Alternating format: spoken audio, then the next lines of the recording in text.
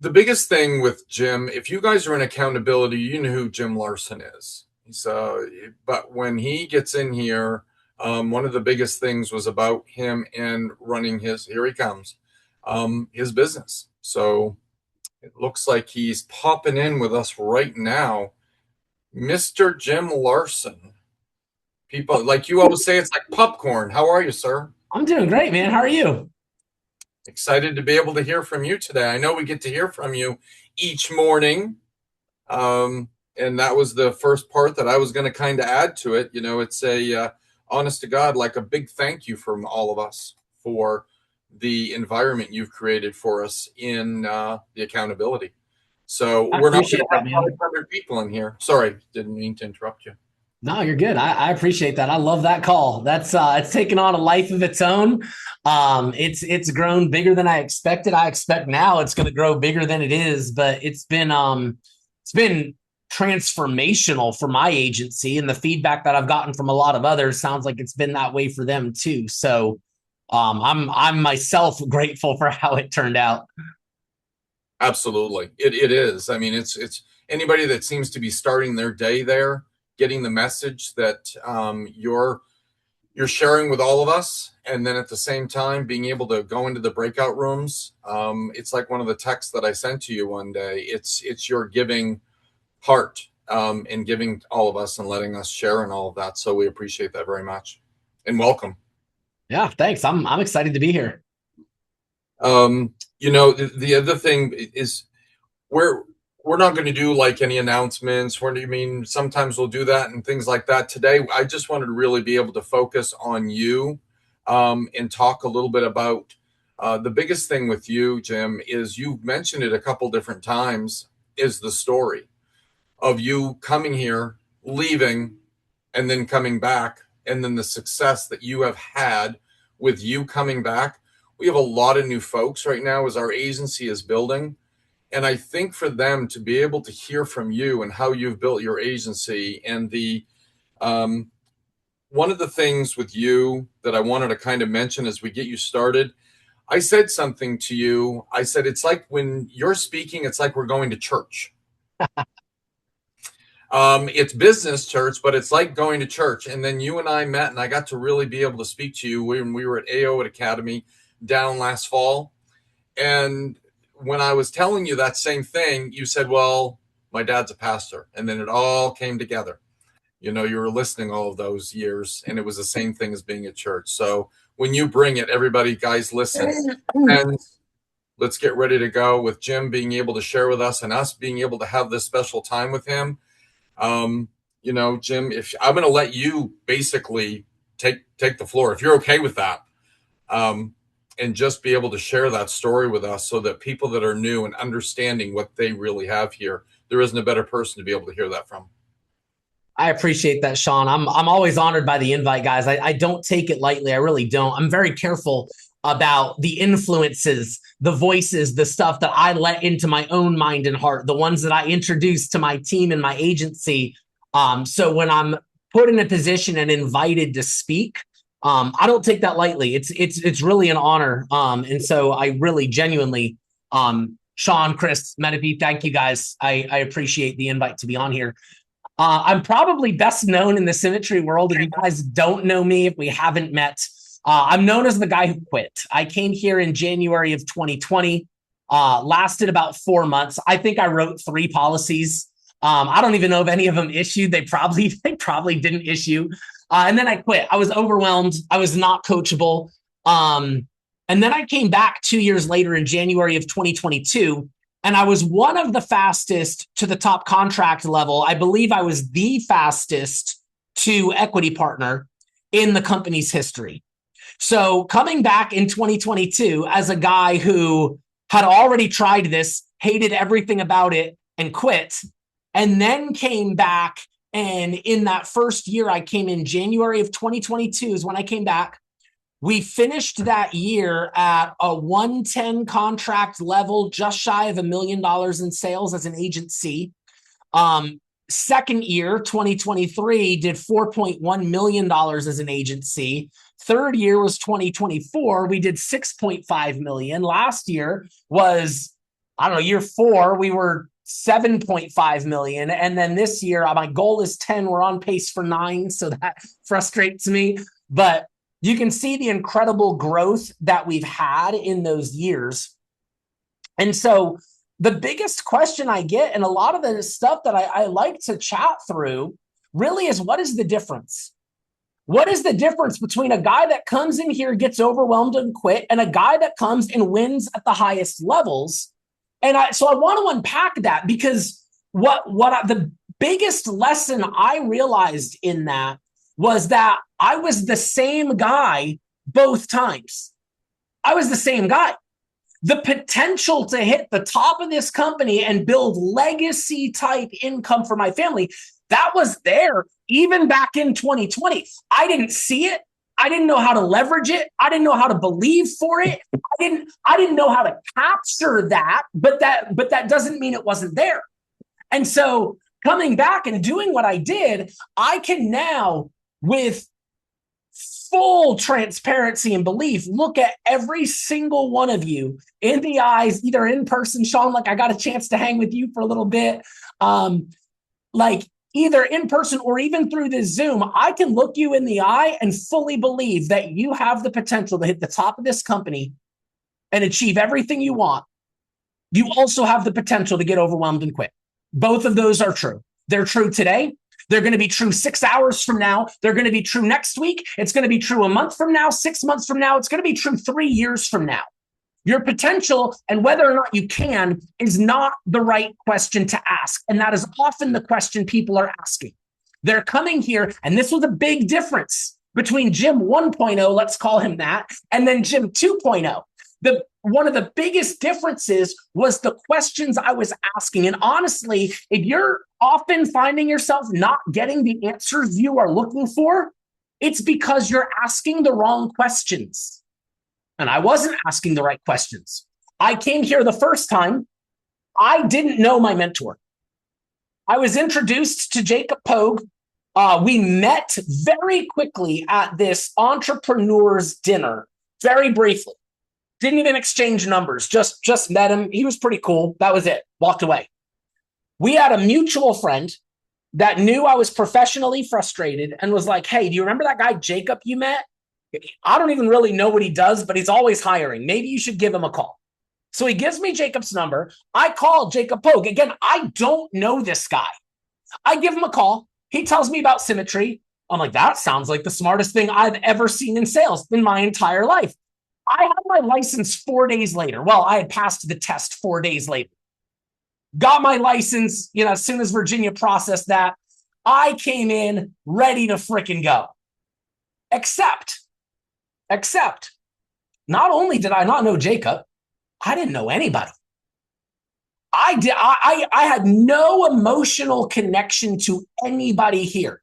And we didn't meet on Zoom back then in 2020. We met on freeconferencecall.com, which meant when it was time for the call, I'm just dialing numbers on my phone, putting it to my ear and listening anonymously to voices I don't know, talking about names I don't know, rattling off numbers I don't know. It was meaningless to me.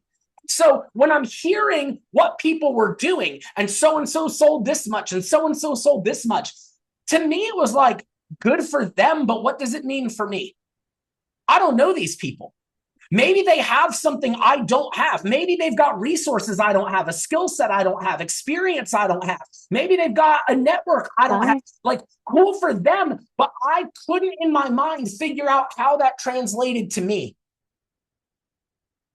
So I'm asking, like, what's in it for me? I'm dialing leads. I'm asking, do these leads even work? Didn't feel like they did. Because when I called them, not one of them seemed very happy to talk to me. So do these leads even work? Does this system even work? Do these scripts even work? I put everything on a short leash. And here's the ultimate question I was trying to get answered when I was here the first time. Is this going to work for me? As if I didn't know. Because I didn't know. I didn't know if it was going to work for me. So every single element of this got put on trial. The leads got put on trial. The scripts got put on trial. The mentorship, the system, everything got put on trial. Like it needed to prove itself to me. because I was trying to ask, is this going to work for me?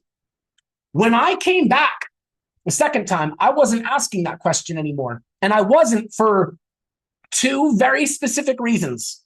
Those two reasons have names: Sarah Reinecke and Jamie Susie. You may or may not know them, but before I quit the first time, I brought them into my little team. It was me, and I sucked at this. And I went to two women I knew and was like, hey, I suck at this. You should come suck at this with me. And they did. And we all sucked together. And none of us were figuring it out at all. So I'm like, this is dumb. I'm going to leave. Y'all can do whatever you want, but this ain't it for me. And they decided, you know what? We're going to stay and figure this thing out. And they did. And I watched them for 2 years. I watched them figure it out. I watched them grow. And then when I was like, you know what? I probably need to go back. Do you want to know why I thought that? Because I knew them. And I knew if they could do it, I could do it.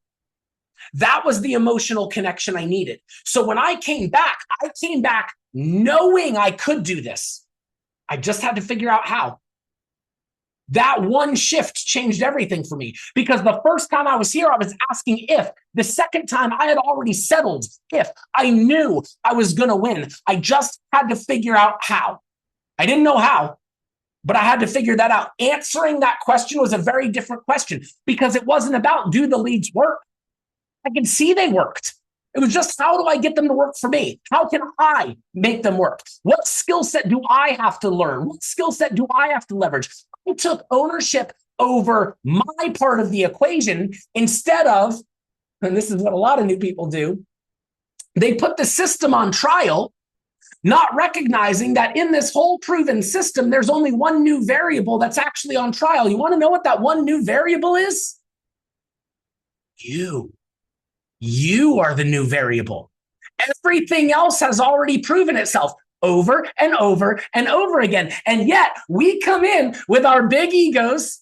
And I say this turning around and looking at myself hard.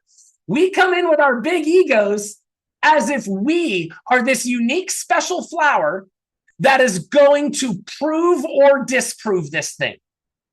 As though my results that I get with this have more to say about it than they do about me. It was the wrong way to look at everything. The system was already proven. It was already proven. And yet I'm here thinking, well, if it doesn't work for me, then what? It doesn't work? Or maybe I'm not humble enough to recognize that I'm the new variable and that I need to build my own skill set in order to get it to work. And that was the shift that I asked when I was here the second time. I started just asking how. How? It was never a question on if. I knew I was going to win. I knew I was going to win at the highest levels. I had to figure out how, and I had to figure out when. Neither of those were known to me. To this day, I don't even put timelines on goals. I put timelines on activity. I put timelines on, I'm going to do this thing that I need to do. I'm going to do it by this time. But I don't know that that's necessarily going to net the right result. It might just teach me a new lesson. So I can't even set a timeline on results. When I came back here knowing I was going to hit the top of the company, I didn't know when. Was it going to happen to be 2 years? Was it going to be 5 years, 10 years, 15 years? I didn't know. That was the mystery outside of my control. I didn't even know how. But I knew I was. And that's a powerful thing to leverage. And people will ask me, how did you know though? Like, how did you know? Well, here's exactly how I know. I know in the same way you know a lot of things. Imagine yourself for a second. You're on a flight home and you have a layover. Okay, so you land in this city that's unfamiliar to you, and this is your layover before you go home, but your connecting flight home gets canceled. And so now you're just in this city, and your connecting flight home gets canceled. Have you ever been in that moment and you thought to yourself, I'm never going to see my family again? No, it's the dumbest thing. Of course you knew you were going to see your family. You didn't know how. You didn't know if you were going to get booked on the next flight or if you were going to grab an Uber or get on a bus. You didn't know how it was going to happen. You didn't know when. Were you going to have to stay overnight? Were you going to have to wait out a storm? You didn't know how. You didn't know when. But what did you know? You knew you were going to. Why? Because you knew you were so committed to that end result that no matter what obstacle was in front of you, the obstacle was irrelevant. You were going to figure out a way. That's the mindset that you already know how to leverage. That's the mindset it takes to win here. I decided I was going to win. I knew I was going to win. I just had to figure out how and when. Those were the only two things. But making the decision to win made all my obstacles irrelevant. How many of you guys have kids? Put a 1 in the comments for me if you have kids. Sure, we got some parents in here. If you don't have kids, do you have nieces or nephews? Or have you been around kids? And have you been around kids when they're whiny little, excuse my language, assholes, and they decide they want something and they are not going to stop demanding what they want?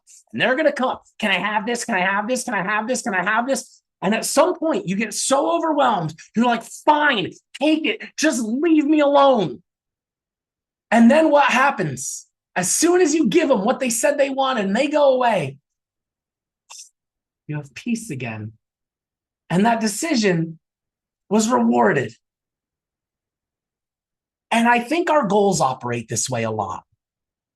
Because until we decide to win, until we decide to quit, until we make a decision,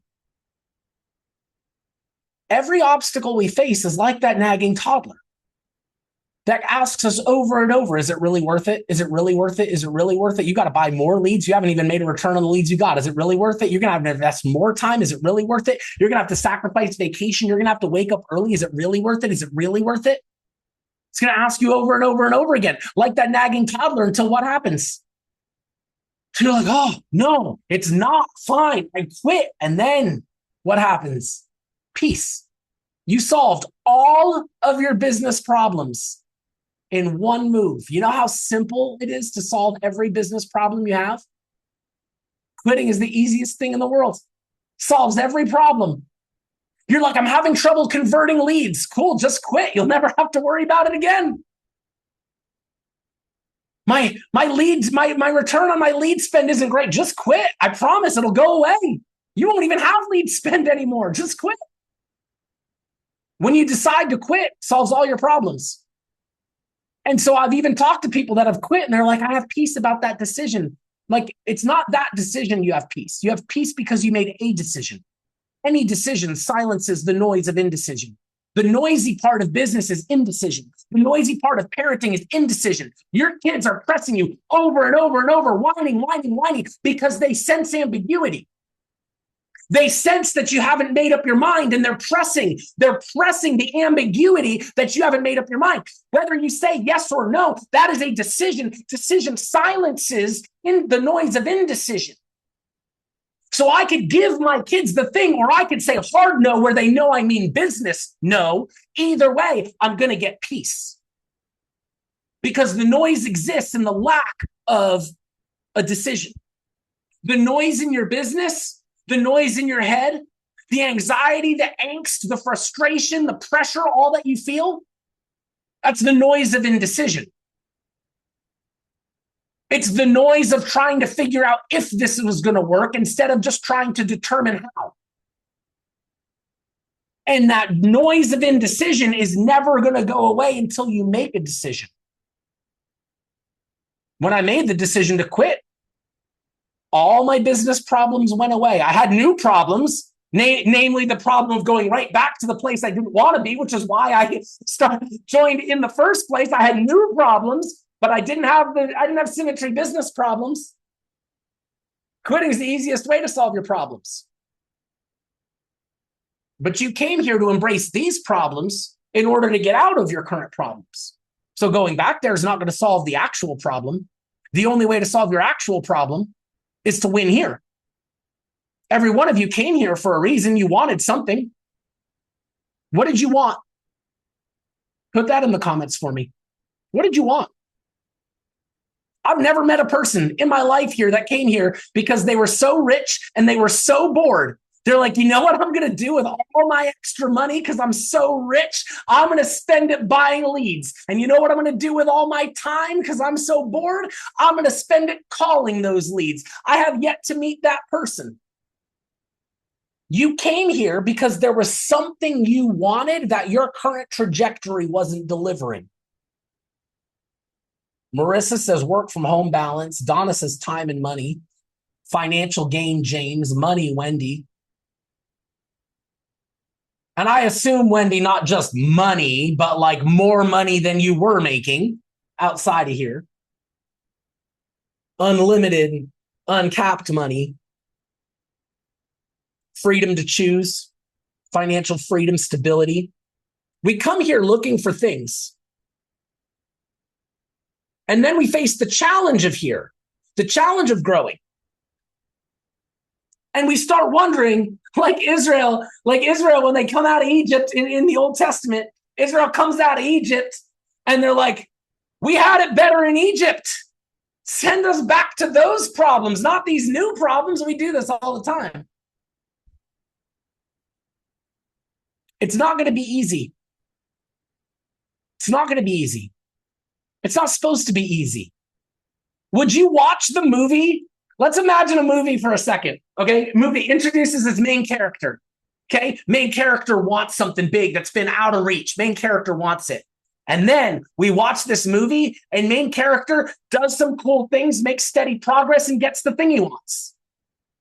Well, you want to watch that movie? No. You want to watch the movie where main character wants something and it gets so bad. We hit this crisis moment where it doesn't look like that thing is ever going to happen. There's no way they get out of this. And then they get out of it, mind blown. Best movie ever. Applaud, clap. And yet we want our business to do something different.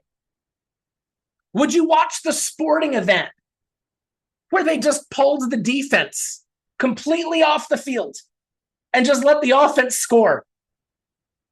No defense, no challenge.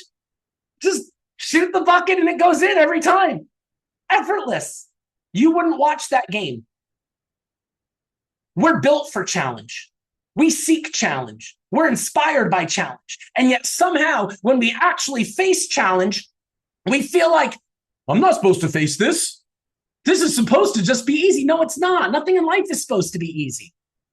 You just get to pick your heart. That's the real choice you make. The choice is not about whether you're going to get easy or hard. The choice is choosing your heart.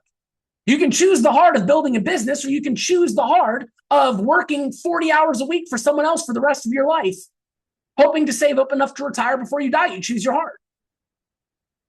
It's always going to be hard, but we embrace hard. We love hard. How many of you came here because you saw the opportunity for uncapped earning potential? Put a 2 in the comments for me if uncapped earning potential attracted you here. It does for a lot of us. I mean, I knew for me, I could look at when I was working as a cardiac surgery ICU nurse, I could not clock in enough hours in the hospital to live the life I wanted. It was an actual impossibility. There were no amount of hours I could clock in that were going to give me the life I wanted. So I was faced with a choice where I could stay there, never hit my goals, and just play the lottery hoping. It's literally the reason the lottery exists. It exists because so many people in our culture have zero connection point between the life they live and the dreams they have. No connection point, none. They live this life. They have these dreams. Those things are never going to connect. So play the lottery because that is your only chance at getting there. Then we go on LinkedIn or Indeed or talk to a friend that introduces us to Symmetry. And they're like, wait a minute, uncapped earning potential? And we're like, yeah, uncapped earning potential. Like, wait, like I can make whatever I want? Yeah, you can make whatever you want. I'm like, but I want to make a lot of money. Oh, you can make a lot of money. You're like, wow, this sounds great. It is great. I should do it. You should. Can I start now? You can. And then here we are with these big goals, these big dreams. We're like, untapped potential. Here I come. And if I can speak one truth to you that I've learned more than any other, is that while Symmetry is absolutely uncapped, you are not. I paused for dramatic effect there on purpose because I wanted that one to sink in a little bit. Just because Symmetry's system is uncapped does not mean that you are uncapped. You came here with your big goals and your big dreams. Do you want to know what else you brought here? You brought your relationship with money. You brought your insecurities. You brought your comfort zone. You brought your habits. You brought your propensity to run away when things get hard. You brought your you brought along with you your track record of signing up for things because they sounded good, but leaving the minute it challenged you too hard. You brought all of that stuff with you here. I did the first time too. And that's why I never gained the traction I needed. That's why the potential existed within me both times, but I didn't know how to leverage it because I couldn't leverage an uncapped system when I myself was a capped person. I had to grow me. I had to grow me in order to leverage this. And the biggest lesson that I could offer in growing me was recognizing that I'm just average. I'm just an average guy. My mom told me I was a special flower. She was not accurate. I was special in her eyes. I'm average in every other way. If you go up to my room right now, I have been on 2 trips. Both of those suitcases remain still packed in my room right now. I haven't unpacked from those. I take off clothes in the bathroom to shower, and often they go on the floor until my wife rolls her eyes at me. And then I got to go pick those up because I like staying married. Like, I'm an average guy. I'm here for the fun times, and I tend to retreat when it gets challenging. I also, being average, I have some unique talents like we all do. I am a good public speaker. I recognize that. That's a talent I have, and I've practiced that. It doesn't make me a phenomenal person. It just means I've practiced a talent and got good at something. Cool. Also kind of irrelevant, unless I'm speaking on stage, which I'm good at. But people, because I'm a good stage speaker, people put me on an undeserved pedestal. I don't deserve a pedestal for being a great leader because I'm a good public speaker. Those are different skill sets.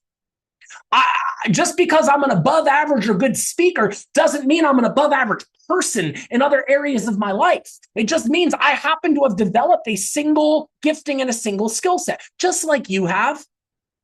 You have things in your life where you're better than other people at those things. You've practiced those things. You can hang your hat on those things. That's great.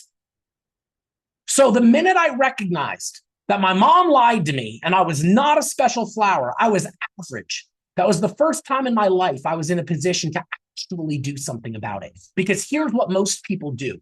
How many of you have heard, and probably everybody, but put a 3 in the comments if you have, that you are the average of the 5 people you spend the most time with? We've all heard this, okay? That's just one of 3 environments. That is your social environment. You have a physical environment too, which is literally the room, the house, the car, the town, the physical place you're in. It can be your physical clothes, right? You have a physical environment. You also have an internal environment. And this is what you consume. It can both be an actual food for fuel. It can also be in what media, from podcasts, books, news, TV shows, what you consume in your mind and your heart. These 3 things together, your social environment, your physical environment, and your internal environment, these determine the current of the river you are floating in.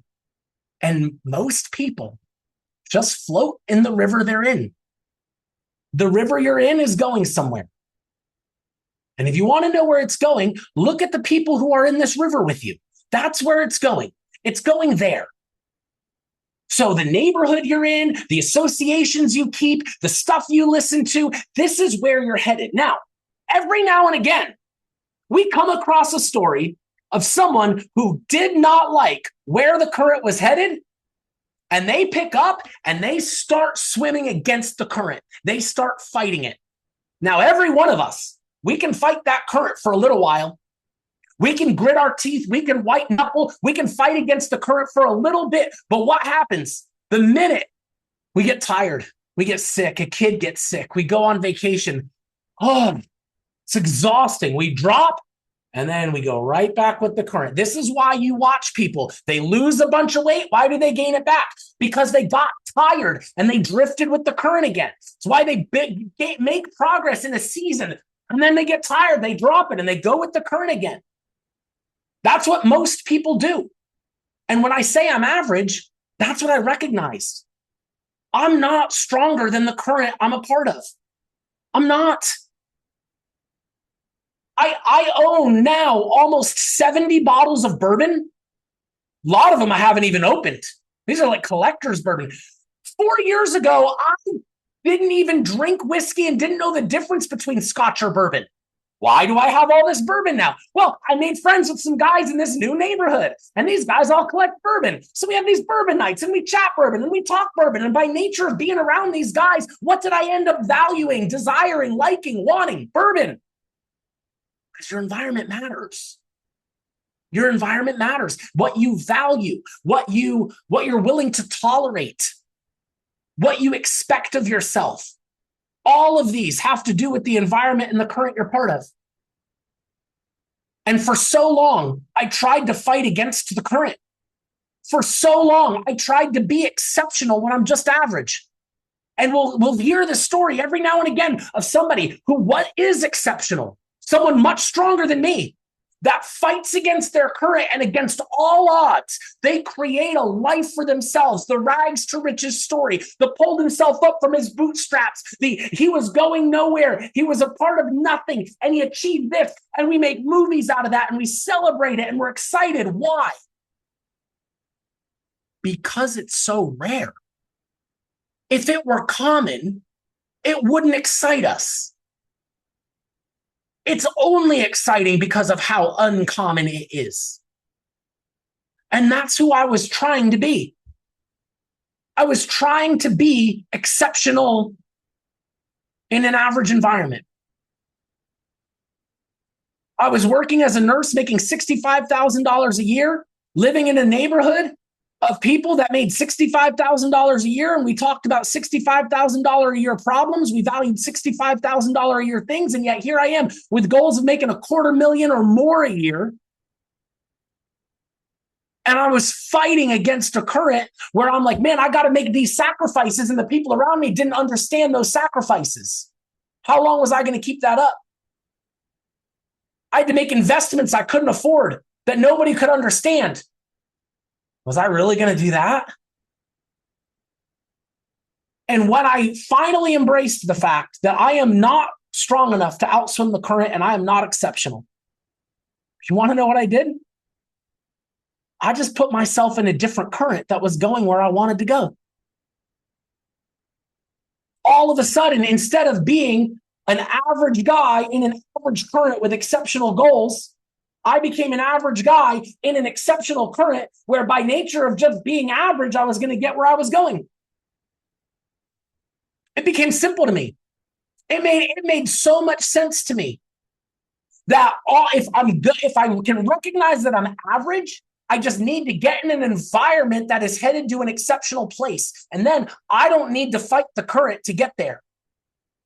That's half the reason I started the accountability group. That's why I'm in the Mac room. It's why I go to conference. It's why I find people that are smarter than me, faster than me, more driven than me.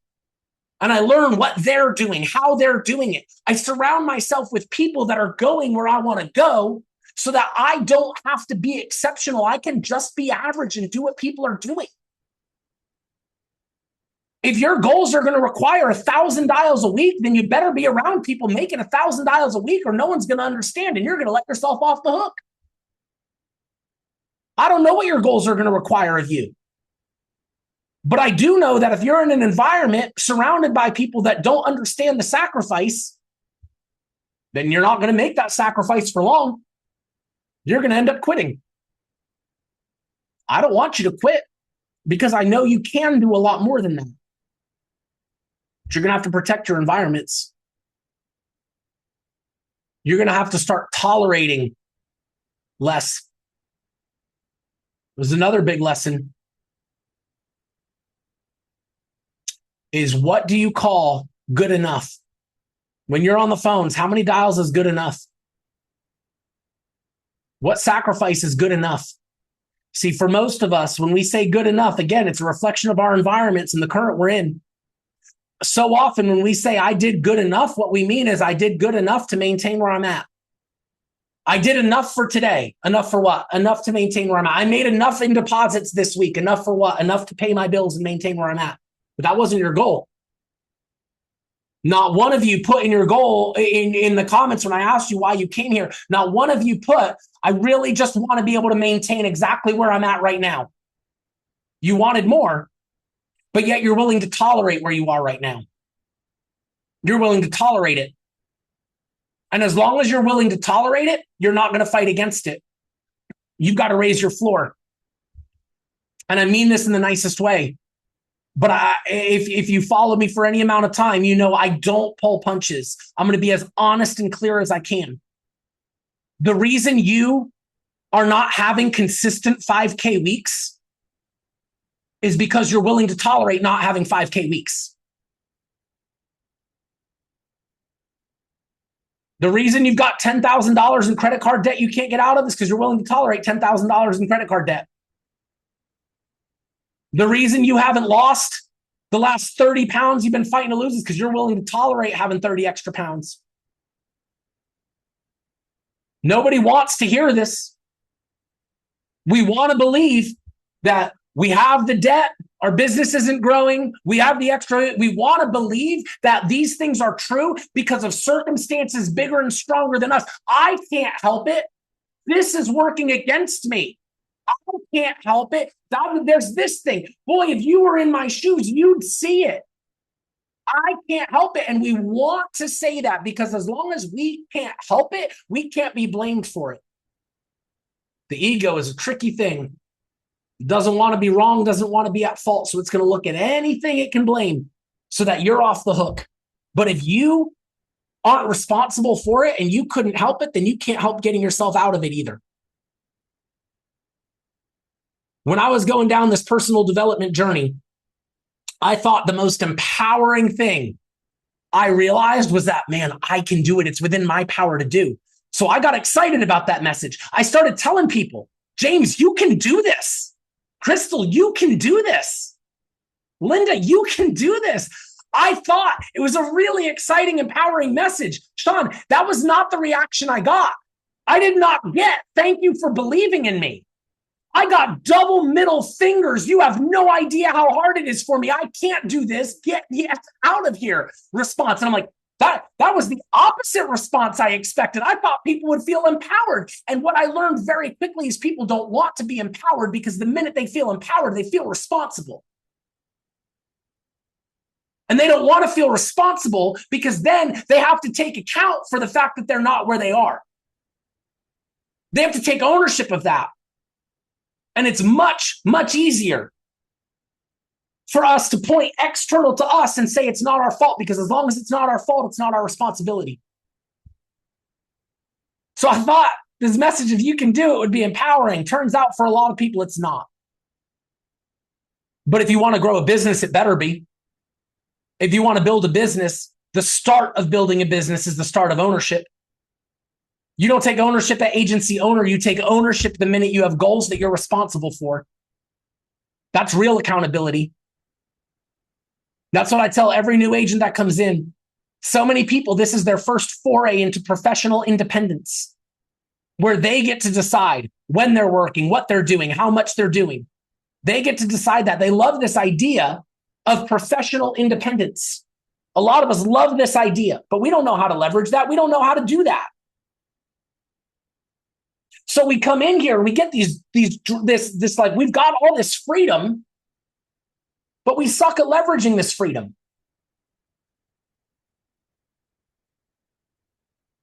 There's a lot to learn about ourselves in this, to take ownership, because ownership starts, and this is what I tell my new agents, is you don't have a boss anymore, but you have ultimate accountability. You have real accountability. You're not accountable to a job description. You're not accountable to a performance review. For the first time maybe in your life, you're accountable to your goals, your dreams, your legacy, and your potential. That's real accountability. You don't work for me. I'm not your boss. You don't even answer to me. You don't have to apologize for missing a call. You don't have to say, sorry, I didn't get my dials in. You didn't dial for me and you're not on the call for me. When you don't get your dials in, I want you to look at your potential, your future, and your legacy and your goals. And I want you to say, sorry, I didn't show up.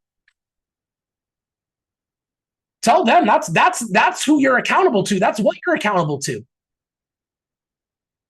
You're accountable to your goals. That's real accountability. You're accountable to your potential. I started this call telling every single one of you that you have the potential to make legacy money for generations. You also have the potential to quit. I believe both of those to be very true for every one of you. I also know some of you are not going to feel empowered by that. And you're going to want to push back. You kind of want to believe it. But if you believe it, you've got to be accountable to that. You've got to answer for what did I do? When I was given this opportunity with Symmetry, with a system that's proven, with an environment that's proven, with mentorship that's proven, with a roadmap to walk out, when I was given everything that I needed to succeed, what did I do with that?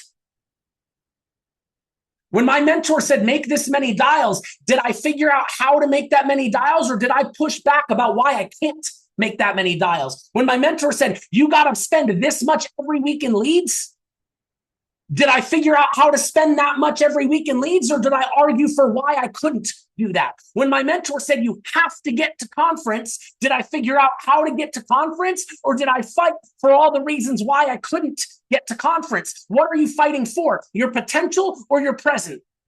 You're fighting for something. Every single time you make an excuse for why you can't do the very thing your mentor is telling you to go do, every time you make that excuse, you are fighting to preserve your present instead of fighting for your potential. Every time. What are you fighting for? Are you fighting to prove you can't do this? Are you fighting to prove you can't get to conference, you can't spend more in leads, you can't do more dials? Because as long as you're fighting for that, that's what you're going to get. And I fought for that the first time too. I didn't have the money to spend on leads. I didn't have the time to make all these dials. And so I would argue for why I couldn't do those things. And all I was doing was fighting to preserve the life I was desperate to get out of. If you want to win, you better start figuring out how to fight for your potential. You better start asking how instead of if. Can I make this many dials? Wrong question. How can I make this many dials? Right question. Can I get to conference? Wrong question. How can I get to conference? Right question. You got to start making things non-negotiable. The system becomes non-negotiable. New resources every week is not negotiable anymore. If you have goals and you're accountable to those goals, it's not negotiable. This isn't a question each week. Can I afford leads? Buying leads is happening. You just have to figure out how. It's not a question of can I make 100 dials minimum a day? Can I do 500 or 1,000 dials in a week? No, it's not. That's the wrong question. That's happening. You just have to figure out how. That's the mind shift. The mind shift isn't every single thing asking, can I, is it possible? It's deciding this is already decided. I'm not revisiting this. I just have to figure out how. That's going to change the game for every one of you. Because you're going to start fighting for your goals, start fighting for your potential instead of your present. Sean, you just gave me a microphone and I just took 44 minutes of essentially whatever came to mind in the stream of consciousness chats. I can open this up to any questions you guys have in the back part of this. And I knew it too. Like I knew it's just, that's why I said we just got to get him in there and let him go, because that's what you do. And the thing is you're You're vulnerable. I mean, it's like you talk about the things that you failed at to be able to explain to people where that failure was. It's exactly what you said to me when I was at when I met you at AO Academy. You said to me, we sat there over at our table, and you said that you're amazing. You are. You're a speaker. But then you said, but then I had to look at myself when I was just trying to do the day to day business. I mean, that's the thing. That's why you bring it. I mean, every single time. And yeah, we'll open it up if you're okay with that. Let's have some people ask you some questions. But just you always do. You always bring it. And thank you. I mean, this has been amazing so far. So, guys, do you have any questions that you want to ask? This is the time to ask him. He's right here in front of us. And I'll have people, Sean, if you guys can put your question in the chat, and then I can kind of I can manage the conversation that way. If you, Sean, if you coming into this call with me, if you were like, man, Jim, if we could get one answer from you, what would that be? I'll put you on the spot to kick off the question asking. You know this crew. What question needs to get answered for this crew? You know, I'll tell you, you've talked a bit about it in the beginning. I think probably reinforce it. So it's that you said it's possible. That's the biggest thing, right? It's getting in, it's burning the boats, letting them know that this is the place to be. It's just about what you need to do to be able to make it happen. That's the biggest thing that I am finding anymore, right? It's like it is possible. Like you said, people, okay, let me use an example. So we've lost, a couple people have left, but they gave it 2 weeks. They didn't give it a 90-day commitment. They didn't give it an opportunity to even be able to happen. So you kind of already were saying that, but I think reinforcing, I mean, you're a testament to it. You left, came back, and here you are. Like I said, you already kind of asked. That was going to be my biggest question. It's what the couple questions I had down for me in this team is reinforcing the fact that this can happen, and it doesn't matter who you are, you can do it. Yep. We got a couple questions over here. It's actually the same question. I said I needed to figure out how. So this is Donna. What's the best game changer for you? And then Addie, when you came back, you said you had to answer how. What are some of the changes you made to succeed? Okay, so for Donna and Addie and those of you that want to know the how question, it's very easy to get overwhelmed here. There's a lot, and you're drinking from a fire hose. And so when you look at the whole picture and you're down here and you've got these big goals up here, it feels like you're so far away that it's like, what do I even freaking do? Because like, I could dial today or not. What difference is that going to make in getting me closer to my goal? So I had to put blinders on and do one thing at a time. I couldn't get overwhelmed at how far I was from my goal. That was irrelevant. I just had to take the next step. So for me, that meant I had to, no questions asked, make $10,000 a month. Period. Had to, minimum. We weren't going to have a house if I didn't. So that was not negotiable to me.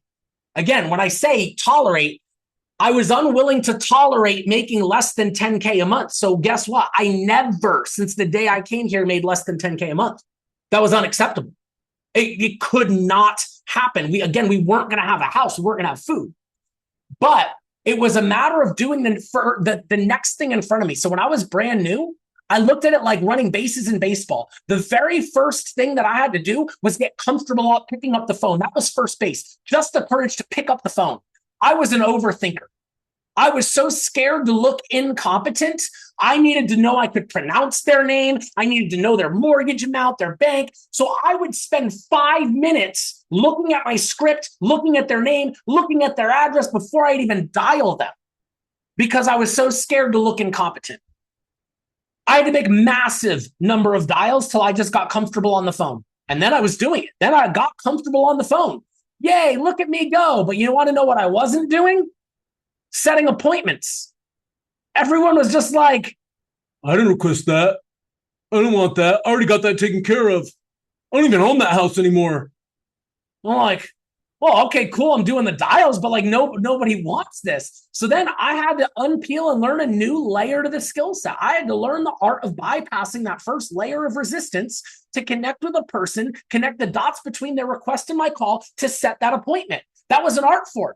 Half the time they told me no. They weren't telling me no because they were not in the market for life insurance. They were just expressing the fact that they don't feel like talking to a stranger on the phone about something that they didn't even pay attention long enough to understand why I called. I had to learn the art of connecting the dots. So all I did, Donna and Addie, all I did for the entire week was obsess over the introduction and overcoming objections, obsess over that. I refused to be bad at that again the next week. Refused. I was going to get good at setting appointments. And then I did get good at setting appointments. Setting so many appointments. I'm so proud of myself. You want to know what wasn't happening, though? They weren't showing up for the stupid appointment that we agreed on. My show rate was like 10%. I'm like, what good is setting appointments if freaking no one's going to show up? I even had one night, again, my show rate was 10%. I stopped believing people were going to show up, period. So I had one night, I had 2 appointments on the books that evening. Friends of ours surprised us with a bottle of wine. Knocked on the door, hadn't seen, these are neighbors, knocked on the door, had a bottle of wine, hadn't seen them in a while. And I'm like, oh, hanging out with you guys is awesome that I ghosted my own appointments. I didn't even give them a chance to ghost me. I ghosted them first because I was so sure they weren't going to show up anyway. So then I had to learn a whole new skill set. I had to learn how to lock it down. So who can I talk to? Who's good at this? Who's got a good ratio? Another reason I love the accountability group. And when I get into the breakout rooms, I can see everybody's conversion ratios. Who's good at every level of this? So I would talk to who's really good at getting people to show up. And then I would practice and role play and record myself and get in the mirror. I refused to be bad at it 2 weeks in a row. I had to just get good at this one thing, not everything, this one thing. And then, Sean, people started showing up to these appointments. I'm like, look at me go. Except what was I not doing? Selling anything because they always needed to think about it. So now I could get them there. I couldn't close them. I didn't even think about it. I could talk to my spouse. I didn't even think about it. Well, I had to go back again. I had to learn another skill set. And so when I say how, Addie and Donna, it was a matter of putting massive action into the system, figuring out what was the biggest holdup to moving forward, not to my success, but to moving forward, and then attacking that as hard as I freaking could. I refused to be bad at something 2 weeks in a row. I refused. I was going to get good at that thing. So that would be the biggest advice I give you. I've given this, I don't know the difference between an analogy and metaphor, so I just say either one. I give this either analogy or metaphor about building a boat. And it's like, I'm not a boat builder. I don't know the first thing about building a boat. So let's imagine, Addie, you and I, we're tasked with building a boat that's going to go not just a little tiny boat, Addie. We're sailing across the ocean. We're going to England. Okay? You and me, we're each tasked with building a boat. We're going to England. Neither one of us has any idea how to build a boat. But in my nature, I know I don't. So what do? I make something that kind of looks like a boat and I throw it in the water. And then I see what the leaks are. And I'm like, oh, this ain't good. So then I plug those leaks and we go a little deeper. And then we plug the leaks and we go a little deeper. And then it leaks and we plug the leaks and we go deeper. And then we go deeper. And then we find the leaks, we plug the leaks. Before I know it, I'm halfway to England. You're still dry docked trying to perfect this thing that you've never tested. That was a big difference. That's a big difference I see between a lot of agents. My willingness to just go full steam ahead, massive action, make mistakes. I just refuse to fail in the same way twice. That's what I mean. It doesn't mean I perfected the boat. It just means I plugged these leaks, so I'm not going to leak in that way again. I'm going to come up with new ways to fail. How many ways can I come up with to fail? Because I refuse to fail in the same way twice. If I fail in the same way twice, you got me. You win. I will cry uncle. But I will not fail in the same way twice. I have found lots of ways to fail, FYI. you can actually be really bad at this for a long time. And I was really bad at this for a long time. But I was so committed to finding new ways to fail. So when I saw I was bad at something, who can I talk to? What can I read? What can I practice? How can I practice? I would not stay bad at that thing. I'd go find another thing to be bad at. And then I would. And that's how I made progress. Truly. I made progress by sucking at one thing to the next thing to the next thing, but never sucking at the same thing twice.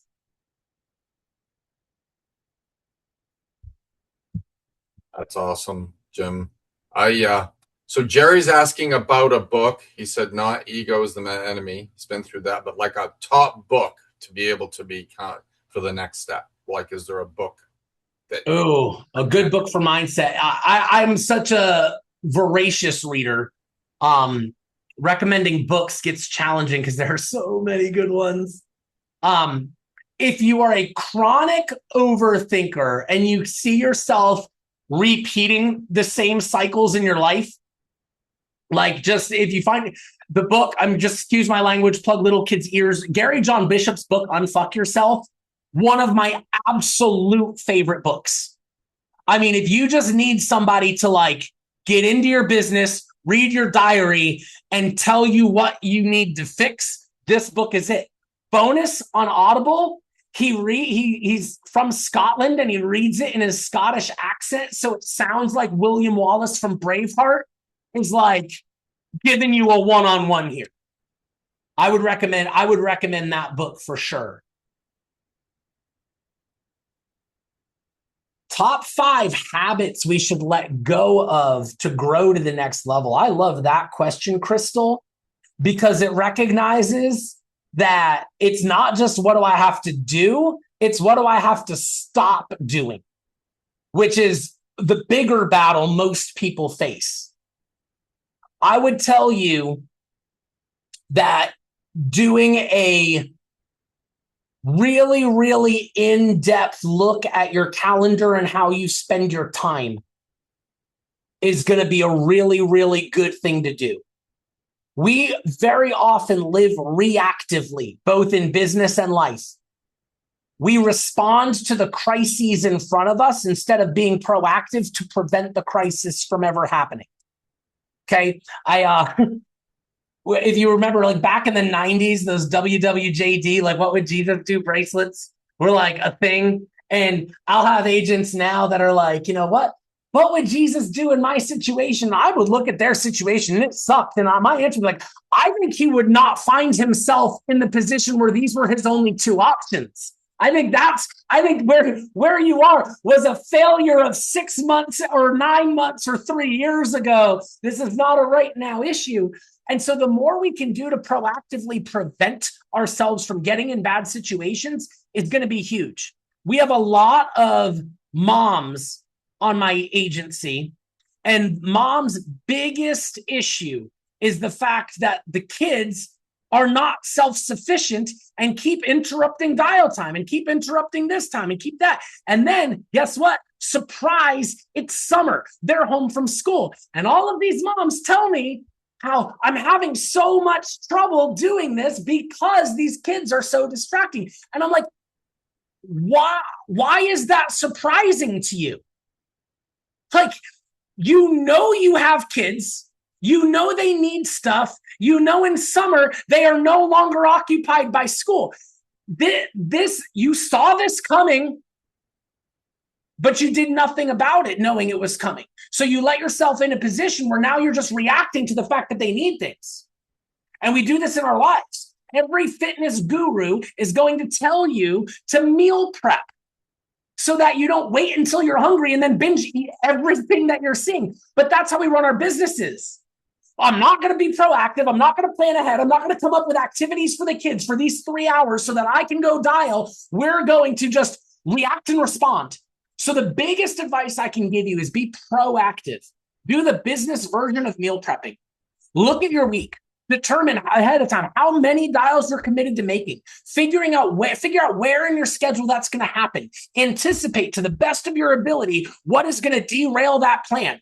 Come up with contingency plans. Set up things to eliminate the distractions you can anticipate. And then when distractions come that you couldn't anticipate, cool. Now you failed a different way. Now you figure out how to prevent those distractions. And eventually, little by little, you're going to get very good at blocking your time and running your business proactively.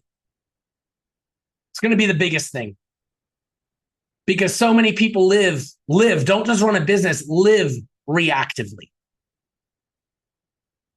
All right, Sean, I talked to you and we're out of time. No, and I love it. And the thing is Tamika just put in a question, but I'm actually going to answer because it was the last thing I wanted to kind of wrap up with you on. One of the things that I've noticed with you is you actually you went and got an office. You went and when I see you in the morning, one of the biggest things, you're prepared. You're prepared for the day. You're it's like you're going to a regular job, you're ready to roll. That's the thing that I've noticed with you. You are ready to roll and you are present when we are in the meeting and you're speaking to us in the morning. So I don't know if you want to add to that before we kind of wrap up, because I know you need to go. And I want everybody, before you answer, guys, let's just as much thankfulness we can give to Jim in the chat, in the hearts, in the 100%. Jim, just thank you so much for coming and spending an hour and giving us the time today. We really appreciate it more than you know. Yeah, and I'll add some closing thoughts. If you guys have to run, you have to run. I'm going to go over because I want to hit on this. Yes. You have goals bigger than anything you've ever done before in your entire life. No one has ever achieved a goal of that level without arranging their life around that goal. I want you to look at what we would call a remarkable achievement. Let's just list a couple. Let's say getting a full athletic scholarship to a D1 school. That is a remarkable achievement. The kids that are getting that, from the time they were 7, they have arranged their life, or their parents in that case, arranged their life around that goal. Let's say you're getting a full ride for football, or let's say you get drafted to the NFL. Every single person that achieved that level, they arranged their life around their goal. They did not try to fit their goal into their life. If their goal was, I want to play professional ball in the NFL, they didn't look at their life and say, like, well, where can I squeeze in practice? No, practice was first. And then their life. They had to say no to things. You look at, let's take a doctor. Someone's like, man, my goal, I'm going to go through medical school. I'm going to be a brain surgeon. Okay, cool. Guess what? Residency work was the thing. Life was on the periphery of the thing. Losing 100 pounds, massive weight loss, huge, remarkable achievement. Nobody achieved that just trying to do the right thing intermittently here and there in their life. They decided they were going to do it. They made it the goal, the thing, and they arranged their life around the goal. The people that fail here try to fit their goal into their existing life. They try to squeeze this into the periphery. They try to see where they can fit it in. They don't want to alter their life, but yet they want a new life. They don't want to change anything, but they want to change everything. And so when I watch people fail here, it is the failure to arrange their life around their goal, which would make sense if their goal was small. If you have a tiny little goal, cool. Don't uproot your life for a tiny little goal. I get it. Why would you? But you're not talking about a tiny goal. You want massive life-changing legacy money. You want an unbelievable goal. You want to know what that is going to cost you? Everything about your present life. That's the price. You get to decide if you're willing to pay it or not, but that's the price. The person you know of Jim Larsen today, this guy you meet, I was not that guy 4 or 5 years ago. I developed into this guy by one sacrifice after another. And that sacrifice was sacrifice of time, sacrifice of vacation, sacrifice of money, sacrifice of relationships, sacrifice of energy. I sacrificed time by time. I'm peeling the next layer. What am I willing to sacrifice to get to the next level? What am I willing to sacrifice? Do I have to cut that relationship out? Do I have to get comfortable spending money I feel like I don't have? What do I have to cut? And that's going to be it. We talk about having goals bigger than anything we've achieved, but then we want to fit it into the nooks and crannies like it's a tiny hobby. I show up ready, Sean, because I have goals that require me to be ready. I show up on purpose because I can't get where I'm going if I'm not on purpose. So, yeah, the guy you see today is the guy that knows where he's going, knows how to get there, and is fighting for that. And now, man, there is nothing I won't sacrifice for my goals. Nothing. I treated this when my back was against the wall coming back here. When I came back in January of 22, I had 6 months of money in our savings account. I had a family of 5 to feed. My wife hadn't worked in 7 years. So I didn't have the luxury of seeing if this was going to work. This had to work. This was going to work or we weren't going to have a house. So, and I happen to live in Virginia where where we live, we're about an hour south of DC. We're the southernmost stop on the commuter rail. So a lot of DC traffic, which means a lot of government contracting, government jobs, military, paramilitary, former military. Every one of my neighbors is FBI, CIA, Marine, everything. Like, we're all government jobs here. A lot of my friends have to deploy professionally for work, whether it's military or whether it's privately contracted deployments. So it is very common. Oh, Jeff's going to be gone for 6 months. Wife holds down the fort. Jeff just gone for 6 months because that's what he has to do for work. And nobody bats an eyelash. That's common here. Again, you're products of your environment. So when I came back here, I went to my wife very realistically. I was like, babe, I might have to deploy. I don't actually mean physically, but I might have to emotionally deploy because I don't have the luxury of this not working. If this takes 100 hours a week, it takes 100 hours a week. If this takes a loan against the house, it takes a loan against the house. Whatever this takes, I know it's going to work, but whatever it takes, it's going to take. So I might not make it to our kids' games. I didn't go. She went on 2 vacations without me that first year. I don't know what to tell you. That I had to make this work. And so I treated it like a deployment. And I would have people in conference that would come up to me and they'd hear my story and they'd be like, Jim, I resonate with your story so much. My back's against the wall too. I'm desperate to make this work. I'm like, hey, you're my person. Like, here's what's got to happen. They're like, yeah, I hear you, but we've got 3 vacations lined up for the fall and we got this going on. I'm like, we are not speaking the same language. You resonated with my story, but I don't resonate with your work ethic. We're not the same. So anyway. So good. Thank you for taking the extra time too. I mean, just so good. And I mean, the last thing I'll just say, and I know for myself, I'm a different person because of being part of Symmetry Financial Group. I have grown so much in the 5 years that I've been here. And that's what you're talking about is really digging in and being part of this environment and engaging in it. So, yep. Thank you, sir. We will be on for spending the time, and we will definitely be back on with you tomorrow morning at 9 a.m. Eastern. Here we go. Can't wait. All right. All right, guys. We'll talk soon. Thank you. Have a good one. Bye. Bye, everybody.